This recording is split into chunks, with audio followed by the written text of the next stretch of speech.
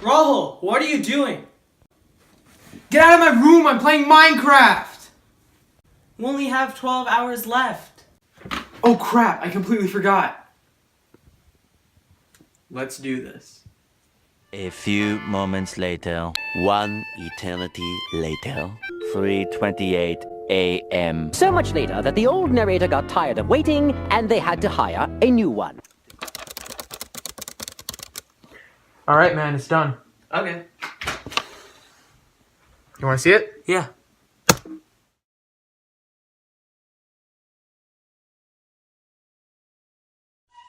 Our story begins in Westmoreland County, Virginia, which is now modern-day Richmond.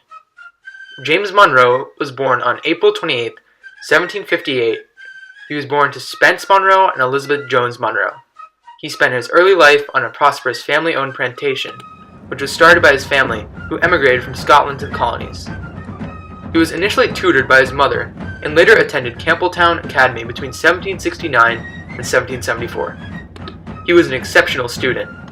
Monroe was the eldest of 6 children and was expected to inherit his father's land, but his father sadly died that year, and later he enrolled at Virginia's College of William and Mary to study law, but soon dropped out to join the growing revolution.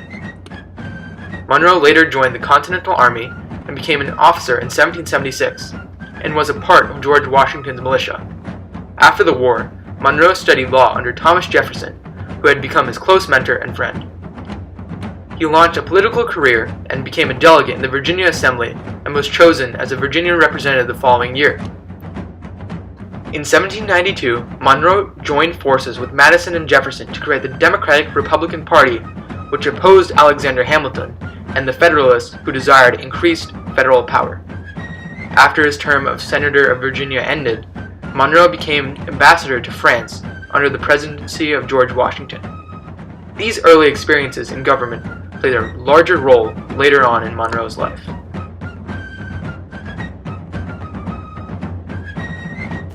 The United States presidential election of 1816 came at the end of the 2-term presidency of Democratic Republican James Madison.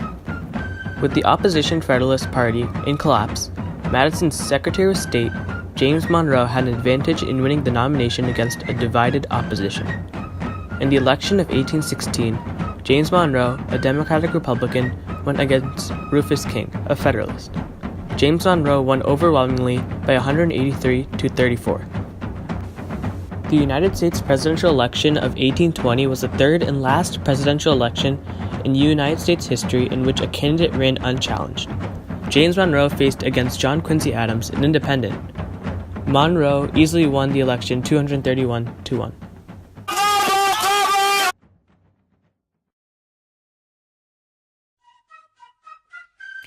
James Monroe strengthened American policy during his first term. From the victory of the War of 1812 and other victories, the U.S. had a renewed confidence. When Monroe ran for president in 1816, he was the first president to have his ceremony outdoors. One issue that he wanted to resolve during his term was deteriorating relations with Spain. He also bought Florida to expand U.S. territories. Monroe brought Mississippi, Illinois, Alabama, and Maine into the Union. While slavery was becoming a huge problem, Missouri wanted to join the Union, which caused a conflict. The North wanted it to be a free state, whereas the South wanted it to be a slave state. Therefore, he signed an agreement, the Missouri Compromise. The Missouri Compromise was an ordinance signed by James Monroe that allowed the new state of Missouri to be admitted as a slave state. However, the state of Maine had to be made a free state. The compromise also drew a boundary across latitude line 36 degrees 30 minutes. Every state north would be a free state, and every state south would be a slave state to avoid civil war.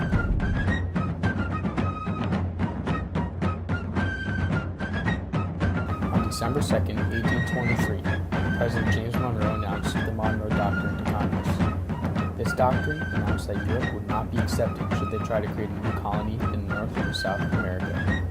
However, it also stated that the U.S. would not interfere with any pre-existing European colonies. The doctrine also confirmed the United States' neutrality in European wars. This was not the only major event during Monroe's second term. Another major event was the Araucarian War. an armed conflict between the U.S. and the Arikara Indians. It all sprung from a simple trip to the capital of the U.S. On the trip, a leader of the Arikara died, an event for which the tribe blamed the U.S.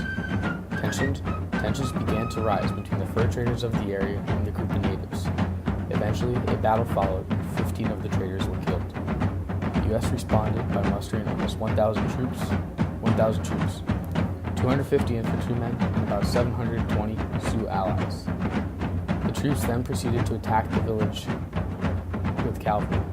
The maneuver had failed, and after the failed maneuver, they bombarded the village with artillery, but were too far out of range.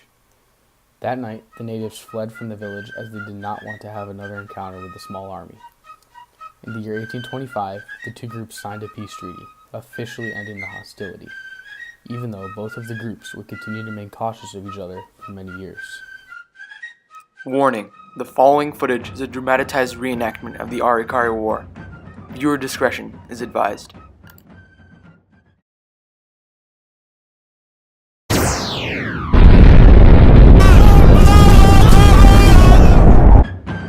This has been a dramatic reenactment of the Arikara War.